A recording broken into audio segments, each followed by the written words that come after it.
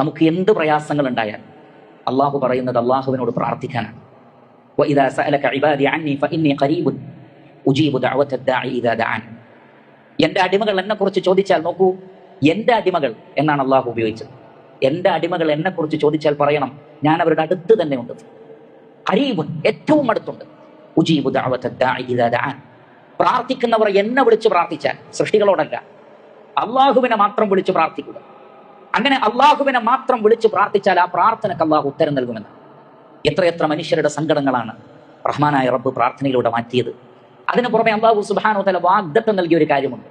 ജീവിതത്തിൽ എന്ത് പ്രതിസന്ധി ഉണ്ടോ, ഒരു നല്ല കാലത്ത് നിങ്ങൾ പ്രതീക്ഷിച്ചോളൂ. ഫഇന്ന മഅൽ ഉസ്രി യുസ്റൻ, ഇന്ന മഅൽ ഉസ്രി യുസ്റ. ഏത് ബുദ്ധിമുട്ടിന്റെ കൂടെയും ഒരു എളുപ്പം അള്ളാഹു ഉണ്ടാകും. മറ്റൊരായത്തിൽ പറയുന്നത് സയജഅലുല്ലാഹു ബഅദ ഉസ്രിൻ യുസ്റ. ഏതൊരു ബുദ്ധിമുട്ടിന് ശേഷവും അള്ളാഹു സുബ്ഹാനഹു വ തആല നിങ്ങൾക്കൊരു എളുപ്പം ഉണ്ടാക്കി തരും. ഇനി നിങ്ങൾക്ക് ഒരു പ്രയാസം ഉണ്ടായി എന്ന് തന്നെ കരുതുക. എന്താണ് അതിലൂടെ യഥാർത്ഥത്തിൽ ലഭിക്കുന്നത്? നാം നേരത്തെ സൂചിപ്പിച്ചു, അള്ളാഹുവിന്റെ റഹ്മത്ത് എല്ലാറ്റിലും വിശാലമാണ്. അതൊരു മുള്ളിലാണെങ്കിൽ പോലും നബി സല്ലല്ലാഹു അലൈഹി വസല്ലം പറയുന്നത്, മാ മിൻ ഷൈഇൻ യുസീബുൽ മുഅ്മിൻ ഹത്ത ശൗകതു തുസീബുഹു ഇല്ലാ കതബല്ലാഹു ലഹു ബിഹാ ഹസന ഔ യുഹത്തു അൻഹു ബിഹാ ഖതിയ.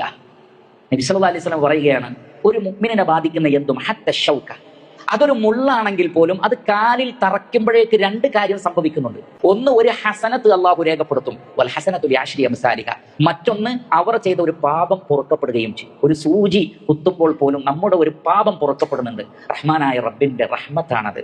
അതുകൊണ്ട് ആ റഹ്മാനായ റബ്ബിന്റെ കാരുണ്യം തിരിച്ചറിഞ്ഞുകൊണ്ട് അള്ളാഹുവിനെ അനുസരിക്കുക. പടച്ച റബ്ബിന്റെ റഹ്മത്ത് ലഭിക്കാൻ കാരണമായി തീരുന്ന ഏറ്റവും വലിയ കാര്യം, പ്രിയപ്പെട്ട സഹോദരങ്ങളെ, ഞാനും നിങ്ങളും ശ്രദ്ധിക്കേണ്ടത്, നമ്മുടെ ചുറ്റിലുമുള്ളവരോടൊക്കെ നമ്മളും കരുണ കാണിക്കണം. നബി സല്ലല്ലാഹു അലൈഹി വസല്ലം പറഞ്ഞത്, അർറഹിമൂന യർഹമുഹുമുർ റഹ്മാൻ യർഹമു മൻ ഫിൽ അർദി യർഹമുകും മൻ ഫിസ് സമാ.